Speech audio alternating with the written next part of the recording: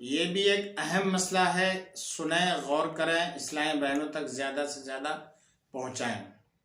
बाज़ मेरी माँ बहनें लिपस्टिक लगाती हैं, ये और मसला है कि ये लगाना कैसा है और लगाना चाहिए नहीं लगाना चाहिए, मसला एक अलग चीज़ है। लेकिन अगर लगाया तो, अगर रोज़े की हालत में औरतें लिपस्टिक लगाती हैं तो उससे रोज़ा तो नहीं टूटेगा, लेकिन उसमें ध्यान रहे कि अगर कुछ माँ बहनें उनको आदत होती बार बार ज़बान को होठों पर फेरने की, तो अगर लिपस्टिक लगाने के बाद ज़बान को होठों पर फेरा और उसका कोई भी हिस्सा लिपस्टिक का अंदर चला गया, हलक से नीचे उतर गया, तो फिर रोज़ा टूट जाएगा।